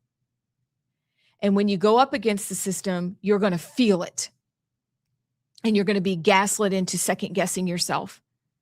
But it really wasn't until my baby got really, really sick that I went, something's wrong. Same thing happened to Emmy, I realize now, when we still lived in Charleston, and she was 6 weeks old, got 104. Mm. But it took me a while to figure out that systems can work if we're in control. But see, we're not. And so looking ahead, knowing what we know now about what was in the COVID vaccine and what it actually did, because y'all do remember all the people dropping dead in the stores and on the streets. And we remember all that. But you lied to women when they carried new life, and you hid this secret until your diaries were discovered and your emails were discovered. You were going to take this to your grave. The very thing that allows us as a society to continue is new life. And you just casually covered that up. Is so wicked. And that word seems light. Yeah. But there are so many things involved. There are layers to this because, again, it gets back to personal sovereignty. It gets back to sovereignty with big pharma, with big hospitals, with doctors, nurses, whatever. It also has to do with education. It has to do with private property. And maybe a story we'll cover about Alabama Power. Like, it all gets back to sovereignty. And do we have rights or not? Does the government have more rights than we do, or do we have more rights because we give it to them? That's, to me, what this always gets back to. And that's what we've got to literally go to battle for. If we don't, who will? We'll be back. I mean, that's what they want to do. They want to slit the throat of whiteness. So we were talking because in America, we have the issue with immigration and Islam coming in. And I think that's how they are going to tear down this country. And we were wondering, is this North Africans coming south with their Muslim Islamic beliefs? And from what I can tell, like you're saying, it's literally, okay, the Dutch settled first in South Africa. Yes. The English came. Yes. There was a war. Yeah. And the British won. And it's settled. They colonized, which is such a bad word, which basically means they civilized it. Yes. Now you've got apartheid. Nelson Mandela takes over in 94. The terrorist Nelson Mandela, yes. He is freed from prison, takes over in 94. You're this democracy and you descend into madness. Yes. And so this is motivated by nothing except we hate white people. Yes. And this is retaliation. It's retaliation. It's an apartheid way worse than apartheid was. But there's no religious element? Well, they pretty much pagans. They are devil. Okay, like I mean, tribal. Yeah, tribal. I mean, cult. before they go, I mean, this is something in detail you can go look at. Everybody knows. There's a thing called muti, right? Muti is where they will take a 12-month-old baby, murder the baby, dissect it, and then turn it into a medication. And then they will take this medication, do a sing and a dance, and then go like put a curse over the farm and then go attack these people. That's why they go and cut their Achilles off, rape them while they're decapitated, cut their arms off. I can go on. I mean, they've boiled a 12-year-old boy alive in a bath, one bucket at a time. That's not humane to me. I'm sorry. That's not humane to me. No. That is the Antichrist at its best. Yes, it is. That's what it is. And then that's what led to me, like what finally threw me over is my cousin Dion and his family. We always go stay by Dion and Hein. They're my two cousins that live in Pretoria before we get on when I started working on cruise ships or coming to America, because I was always looking for a way out, come do a farming contract or come to a golf coaching contract, just trying to get out the whole time because there's no one that would take you. And why is that? Because I'm white, simple as that. And unless you've got a doctorate degree or something like that, an engineering degree, why are they going to take you as a white person? Because they've got to have a quota that some other people have to When come you in. say no one, do you mean no civilized country? You mean like even the United States? Like No, nobody? the United States is incredibly difficult to come. I'm still busy with my immigration to get in here. Okay. I mean, because we sought asylum. I mean, we had to go to the end. And why I sought asylum is because of my cousin. So I get just before we left, my cousin says, "Hey, you can't come stay by us," because Hein.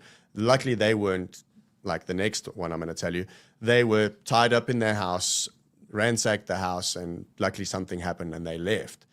Then a few months later, we had stayed by our cousins and we flew out to Miami waiting to get onto a different cruise ship to work. And my mom gives me a phone call and says, Dion has been shot. And what they did is, and got all the proof and all the videos, and unfortunately, he was having what we call a braai. It's like an outdoor barbecue. We eat a lot of meat. We're big meat eaters. And it was about 11 o'clock at night, and 8 black men broke in past a 20-foot electric fence, right, on a small holding. So they're not coming there to steal something, even though that's what the police try to say. Oh, it's a break-in because of poverty. It's got nothing to do with poverty. They shot him through the back of the head. The bullet came outside on the top of his eye. They pushed him into the fire, burnt him with a grid, and urinated on him, and also said, "Die, you white bastard." He survived. And his 8-year-old and 10-year-old daughter and wife had to watch this. And they went and beat them up, ransacked the house, and this is just a normal burglary. That's where I drew the line. I was working on a cruise ship. We were sent to Galveston when my mom told me this. And I did an auction. I was an art auctioneer on the cruise ships. And I stopped the auction afterwards, and I said, my now wife didn't know anything about it. I get teary-eyed because it was a decision that I'm never going back there again. And I stopped there and I said, "Hey, I'm not going back. We've got one option. There's no other option. We have to seek asylum. Tell your mom and dad, you're not coming back. I haven't seen my parents in 8 years. I haven't seen my brother. My sister died and never saw her. I've never seen her again. In 2019, she passed away when I decided to, 2 months after I played for asylum. So F those people. I will not stop until that government is overthrown in a violent way, if it has to be, because they need to be eradicated. They are shouting, kill the white man, kill the farmer, kill our people. And we're not like that. We live in peace and quiet. I'm thriving in Alabama. I've got a 150-acre farm. I work 2 jobs. I go to church. I'm part of a farmer's market. And I'm going to do absolutely everything to give everything back to the hand that is feeding me, because I'm going to be the face of immigration in this country. I already am started to be like that. That is my end goal. Everyone asks me, including yourselves, I don't mind, ask me, do I have an agenda? I don't have an agenda. Good overcomes evil every time. And if I have to be the vessel that delivers that good, so be it. Sorry. It's so... Okay, so let's stay there. You walked across America to bring and shed light on what's happening to the South African farmer. You'll enjoy this one, yes. So, end of 2019. Are you okay? Hold on, pause, because I got to keep up with your timeline, because you were an art auctioneer on a cruise ship and you're a farmer, and we just got to keep going. But Okay. So you land in Galveston and you say, "I'm not going back." Where do you go? Then we said, okay, when I phoned my company and, I said, when we're done with this contract, we are done. And they didn't really know what, so we didn't know what to do. We didn't know asylum. So you started either. walking across America. Yes. So, no, what happened is, to be fully disclosed, I'm a very honest person, is we didn't know what to do. So we didn't have an agenda of what to do, but we had to go back to South Africa for a month or 2. You get vacation before you go onto another cruise. So I would normally go home because I did long contracts, and I would go home for 3 months, run some cattle, buy some sheep, fatten them up, sell them, and then take the money and then come back, work on a cruise ship. So we decided, you know what, we deserve it. We're doing very well financially. We're going to go to Bali for a month and just chill. Highly recommend it. $9 a night, Just a lot of talking. So much talking. Hi. I've Welcome never back. heard that song before. Yeah, what is that song? Has that Go played go before? Power Rangers. Was that the Power Rangers song? I Really? think so. Power Rangers. Connor loved the Power Rangers. I don't even remember. I don't remember. Well, Will probably liked it, but I don't know. I can't prove that. I only like the red one. Oh, that's what Connor wore every single day. Grocery store, park, the red Powell Angel. Oh, Red was my favorite color, obviously. So, JP, before we get to our allegedly segment, we're going to do two things. Check out your texts and thoughts. And then second, have a little fun on our way to allegedly with some things that we're going to play. Two hilarious clips. You drank that coffee so aggressively. Did I? Well, Did he really? I missed it. It's almost done. Did you just like he just like manhandled it like you were in a panic. Down the hole? Okay. If y'all want to comment or text into the show, you can comment on the live stream you're watching or text into 833-687-4448. Let's start with Ashley. She said they started sterilizing a long time ago with the use of birth control pills, but most people aren't ready for that conversation yet. Yes, ma'am. Someday, Ash. Someday. She also said, sad face emoji. I've apologized a million times to my daughter for not waking up sooner, and she has the same attitude you have, JP. And at least she knows what I didn't for when she has kids. Well said. Once in Future said, and our Republican-led Congress with Republican executive with a, quote, conservative Supreme Court will do nothing. Why I'm voting today against the incumbent. Oh, rebel. He said, don't forget doctors and their practices and or hospitals had a monetary incentive to maximize the percentage of patients who get the shots. Doc has debts to pay too. He said doctors were paid to blindly trust an assembly line the arms to jab. And don't forget, the ones who said we're not doing it were threatened with their medical license being pulled. So it was a disaster all the way around. Ian from Hartsel says, don't worry, we can still be friends. They haven't sent my prize yet. Talk about shame. Vaccines with my kids and Ian's hat. I'm writing it on my hand. Ian. See, we do, Okay, by the way, if you got don't it. know that, we Oh, write. they do. I'll see Amy Beth like random. She'll show her hand and it's like a book. It's on her hand. paragraphs. It's the most Yeah. bizarre. It's like your So hand. weird. So weird. Yeah. I just washed wait, my hands in the bathroom and then I wrote on top, and this is going to be washed away. But I do what I can. All right. Jared Sinclair's going to be like, why is Ian's name written on your hand? Who's that? Okay. But I won't forget. And then Julian Boykin on the Facebook says, good morning, ladies. Oh, hey, Hi. Julian. How are you? Hi. I can't remember where he That's a great pick, by the way. Christopher on the YouTube says, great show. Oh, Thank you. Christopher. Wow. Yeah, I don't know. I kind of got sideswiped there. And then I almost made Abs cry. And JP was like, I get, I just, I haven't had, that's just a specific, feeling that I haven't had kids of my own yet. So I know one day it'll be, I hope I won't be put in that position, but I need to be more educated on the matter myself for when that day does come. But I think just allow yourself the freedom, trust yourself, and allow yourself the freedom to question. Doesn't mean you won't do it. Mm-hmm. And that's how I was with the COVID shot. If you wanted to get it, that is your right and you are free to get it, but be educated and make an informed decision on what you're doing. yeah, I mean, I remember being, and I've talked about this before, but being 17 or 18 and like about to go into my college years. And I just remember being like, well, first of all, I had to quarantine for COVID 4 times in high school.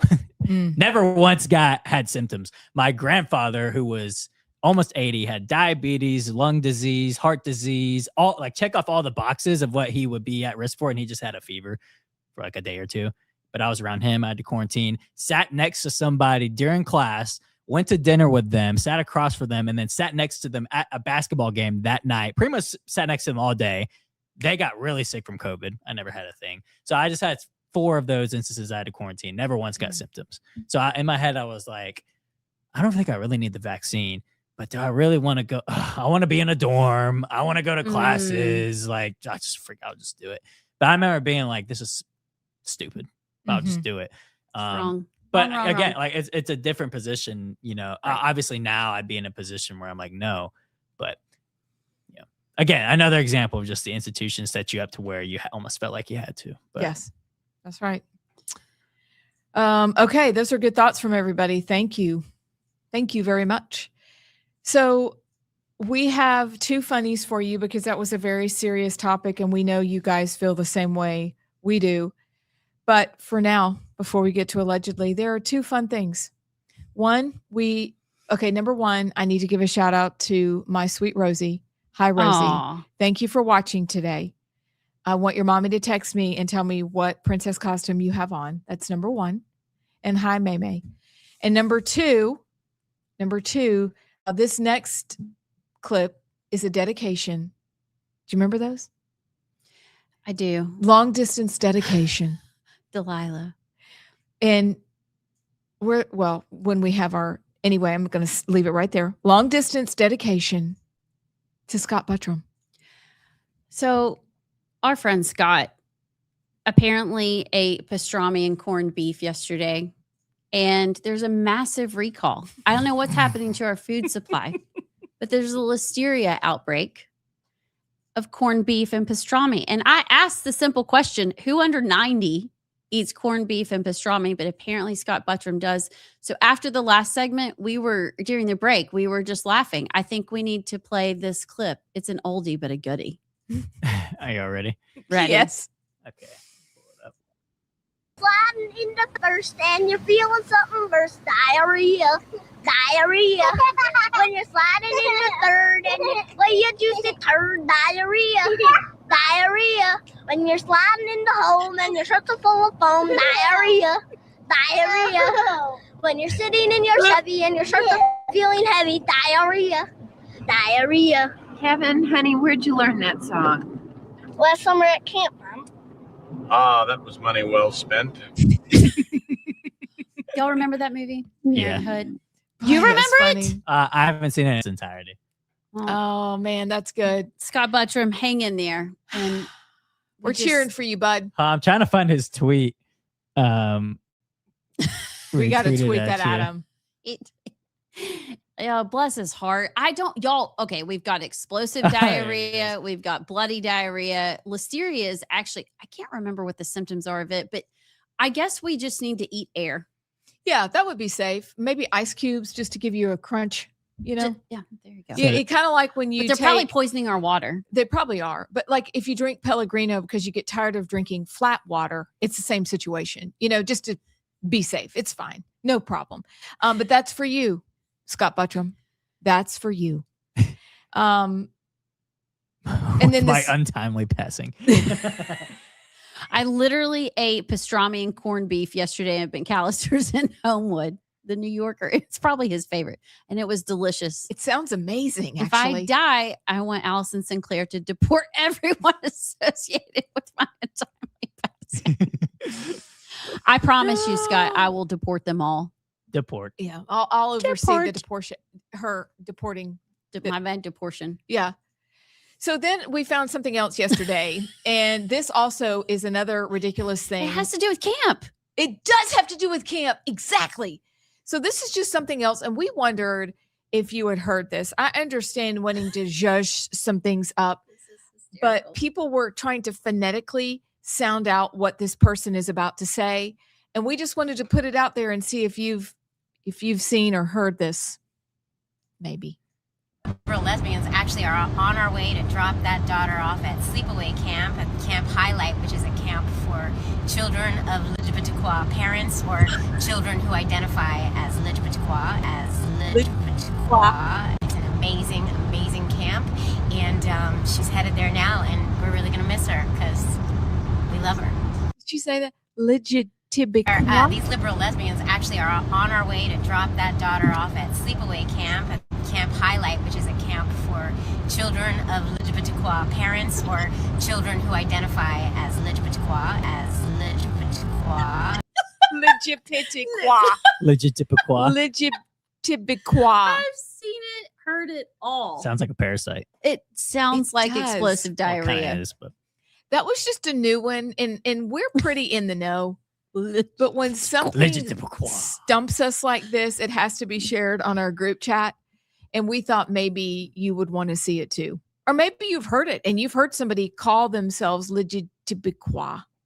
Why can't it's just LGBTQIA 6662AS plus. LGBTQIA plus. That was good. That was good. Oh Lord. Okay. All right. Do we want to get into allegedly? I think Yes, it's time. I think it's time. Y'all go ahead. Well, I've got a little bit more of a I mean, it's funny, but My granddaughter is singing. She sang the song Diarrhea. Yesterday. That's hysterical. So cute. Okay. That is so I'm cute. sorry. I'm sorry, hold on. Let's Virgil. just take a moment. I got to say, I am so proud that these youngins know the Diarrhea song. That means That's we true. will survive. That's true. We're going to make it. We are going to make it. And I think there's hope for the future. America. you need to make a Scupsy of the Foo Foo song. Even though JP had never heard the Diarrhea song.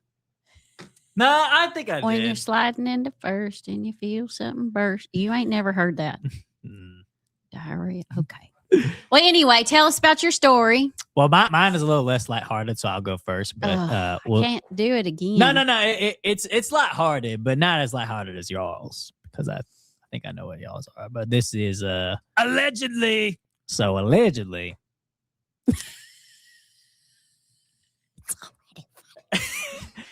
Our friend Tucker Carlson. Oh yeah. I don't know if y'all saw who he did a podcast with yesterday, but It's that artist, right? That painter. yes, painter. the famous painter, Yeah. Hunter Biden. Now I don't know what this is, but Hunter Biden has been making the rounds lately in conservative media as if people are trying to make him seem not as crazy. Sean Ryan sat down with him for a long time. He did a podcast with Candace Owens the other day. He sat across from Nick Fuentes in a hotel room, Hunter Biden did, and now he's going on Tucker Carlson's podcast. Now, this is the part that's a little bit crazy. This is the part that's alleged. Tucker Carlson's biggest story, his biggest scoop of his career, debatably, was the Hunter Biden laptop story. Mm-hmm. They talked about this on the podcast, and he actually said that he apologized pretty much and said because it was shopped to him by Benjamin Netanyahu and the Israelis. Here's a clip of that. Thought laptop. You know, Can I just say one thing though? That this is what I experienced during that time. The allegation that there was abusive minors proven on the laptop that came from the Israelis. I'm just telling you that they came to me with that, so I know that. And one of the things that enraged me about the statement from those sleazy intel guys is that they blame the Russians for it. Now, maybe the Russians had a hand in it, but it was the Israelis who were pushing that. Fact. So once again, it always goes back to the Jews with Tucker Carlson and how the mighty have fallen. Because again, that was his story. That was his scoop, the Hunter Biden laptop story. But he had him on and sweet talked them and said, I apologize. It was the Jews that shopped it to me. What do y'all think about that? Well, I ain't surprised. But didn't Hunter say he didn't take it to the store? He did. Even though they have records that he took it to the store? He claimed, and Tucker kind of went along with it. Yeah. That may be the only time we want a flock camera to have captured him going into that computer store. I listened to this podcast in full yesterday while I was in the hood of Birmingham getting a new tire. Yeah, God bless. So I was like, I'm a little bit bored and I got to know. I don't want to hear clips from this. I want to hear the podcast in its full context. And I was just baffled. I was like, how is Tucker Carlson giving him the time of day? And pretty much going along with his story. But I don't know. The cherry on top was I apologize, Hunter Biden. That was shopped to me by the Jews. I don't think Just you're baffled. saying it right. I think you need to say it with a little more emphasis and say the Jews. It was actually shopped to me by Israel. Oh, that's really good, Virgil. That's great. What I don't understand is he's still red. He's so red. He needs to Do you get think out of it's the all sun. that out that's made in Afghanistan? Pakistan. I'm sorry, I got that wrong. They is right near each other, though. I was sitting in my main cabin, tying up my my fly fishing bait, and I heard a knock on my door. Now, one may assume in the woods in Maine, who would be knocking on my door? And it was Benjamin Netanyahu with a packet of the Hunter Biden laptop story. I like it. Good. That's good. That is good. It's real good. But anywho, I just thought we'd check in on our friend Tucker. Yeah. Well, I'm just so glad that you told us that story because I saw it and I thought, surely to goodness, that ain't real. Like that didn't actually happen, and it did. It didn't happen. It didn't happen. It didn't happen. So, you tantalized us earlier, ma'am, with a story about a place called Moody, Alabama, and apparently something's about to go down. Well, what's going on? Yeah, I mean, they're getting real moody and moody. Are they really? Yes, things are heating up. Emotions are just running high. Like Grandpa's engine that he's been trying to fix for years. It's in the front yard and we just can't get it fixed. And it's just running hot. And someday it's going to explode. So, in Moody, that's where that policeman yes was caught using the flock cameras inappropriately. Oh. Because what people don't know, you hear all these people, they're like, it's just read your license plate. Y'all freaking out over nothing. Sorry to see Amy back now. Y'all losing your minds over nothing. Well, you know what? There's 120,000 of these cameras across the United States. So when you pass one, they're all connected. And you go and you go and you go. And it's not just that. So they can plot where you're going. And that's what this Moody police officer was doing. I guess there's some hot girl he wanted to follow. Oh. I can't remember if he's the one that resigned or got fired. Either way, he gone. And so the people of Moody are starting to rise up, and I don't know the city council. There was a city council meeting last night. And there's kind of a standoff between the council and the citizens of Moody because the council is saying, we're keeping those flock cameras. And the police departments, we're keeping those flock cameras. But the citizens really want to get rid of them. And my understanding is that the city council thinks they can just wait it all out, that they can just all this will go away. Well, it's not going away, honey. I think it's just ramping up. And I think those people like the Sheriff's Association that are coming out, you remember the Sheriff's Association, the ones that were against concealed carry too? Oh, yes, ma'am. Those people. Mm-hmm. Yeah, what are they even doing? Is that even Alabama?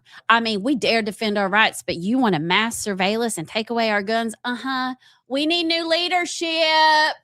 Oh, I ship that, ma'am. Complicated order over at the Sheriff's Association. Time to switch it up. Security. We need them to go. So Moody's kind of melting down, and I think the citizens are just getting riled up, but those officials think it's going away, and they're not. But what good news, and this is what Moody needs to pay attention to, Marshall County. Now, Marshall County, the Albertville Police Department, they put out a statement. I have to say this. This is good. This is good news. They received complaints concerning the misuse of the flock safety database over Officer Jeremy Hanna. And once the complaint was substantiated, that means confirmed and proven true, Officer Hanna was immediately suspended. And so they are looking into the allegations, and it says, that these are not the standards of the Albertville Police Department. And Albertville seems to be doing the right thing and listening to its citizens. And I just think that's the way you handle it, Moody. It's not going away. We're not going away. I'm sorry. That's just so funny when governments like to tell you you're just crazy. Kind of like they did with COVID. You sit down. Just put a pie in your pie hole and shut it.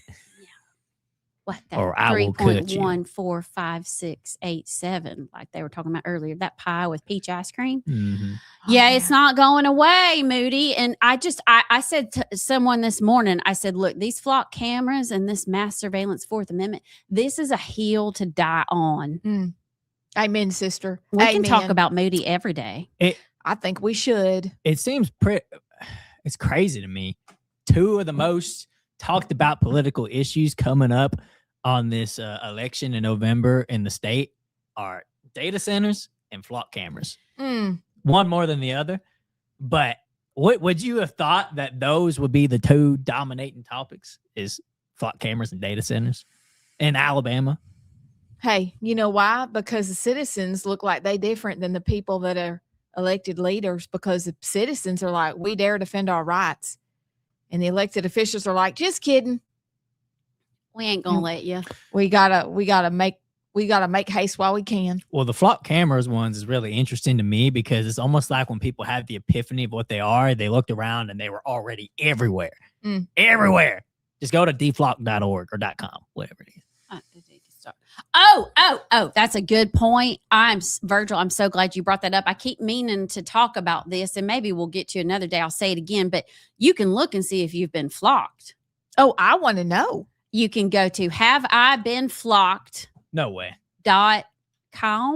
maybe org, and you can type in your plate and you can see if you've been flocked. I'm going to figure that out. I'm going to look right. Okay. I'll tell you my plate too in a minute. And, but yeah, let's take some bets on if we've been flocked. Oh, I'm sure I've been flocked. It's searching my plate right now. Oh, Jake. Okay. Yeah, I've been flocked. I know it. After your guard shack incident, I bet you've been flocked a lot. They put you at the top of the list. Oh, is it pulling anything up? It's searching. Okay, it's searching. I'll get back to you. But it'll tell you who flocked you and why. Like they'll put in like, we just wanted to locate him. I mean, it's kind of creepy. Have I been flocked? Is it .com? .com, yes. .com. Okay, have I been flocked? Everybody, have I been flocked? .com. Oh, no searches found. Okay, good. Okay, well, I bet I have.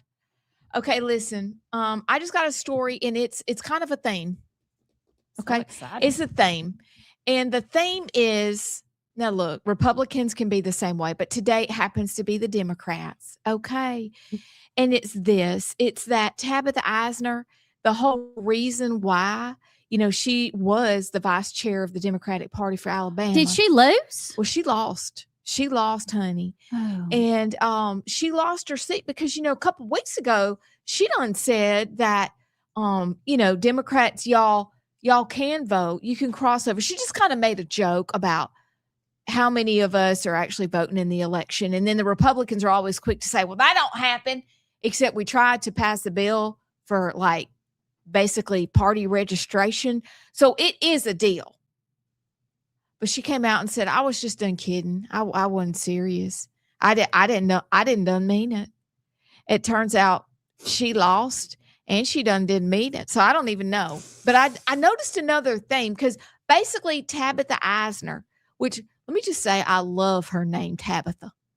And maybe that's because I'm a child of the 70s and I Dream of Jeannie. And I just thought Tabitha was the greatest name ever. Okay. Tabitha Eisner is part of a greater cabal of problems. Oh my God. Okay. And the cabal of problems is she said, I was just kidding. Okay. She said that. We heard her.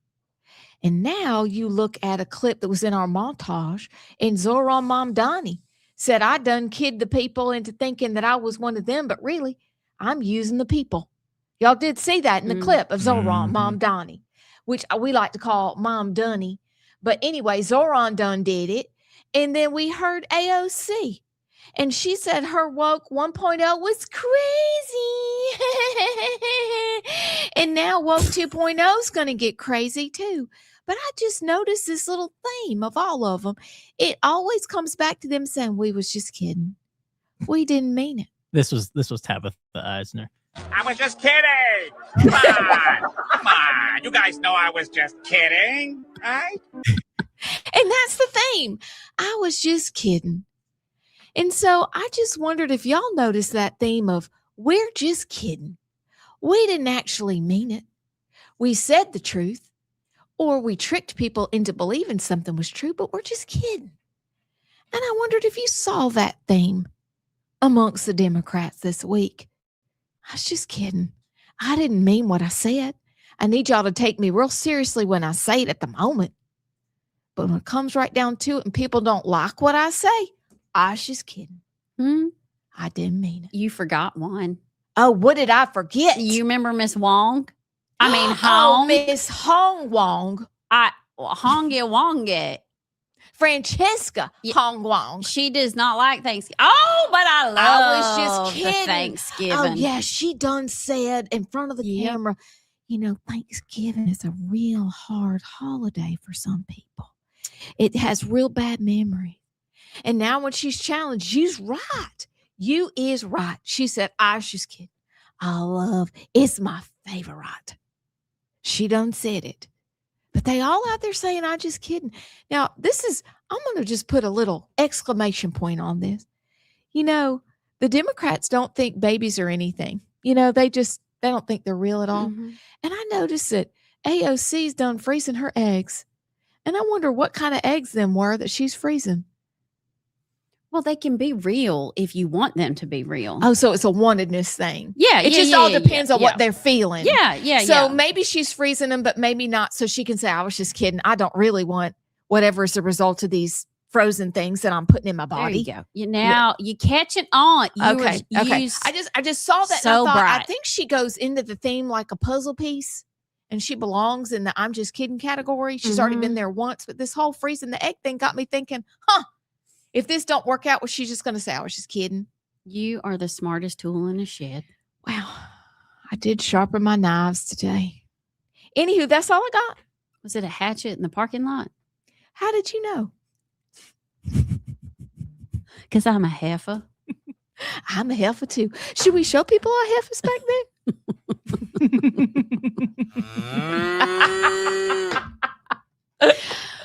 Oh, well, that was good. That was a good I image. thoroughly enjoyed this. I enjoyed y'all's stories, and I'm going to be looking out for what's going down, y'all. We should do this again. Well, I got a good would you rather.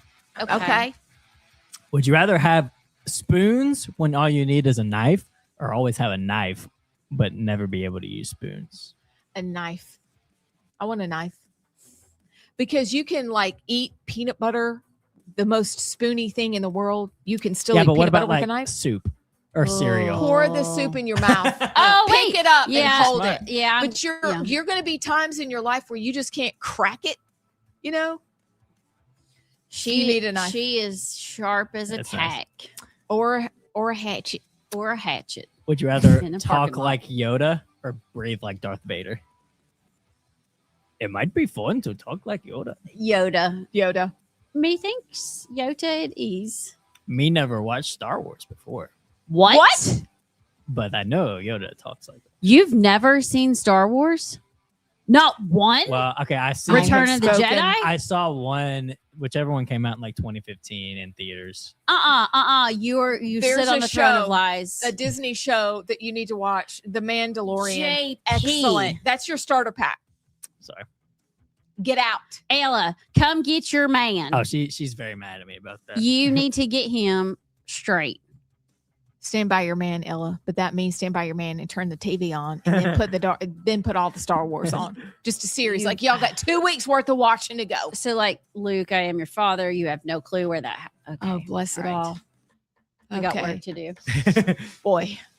Well, y'all, today was fabulous. I had a great time. I cried a little. I laughed a little. I learned a little. I hope you did too. So we'll see you tomorrow.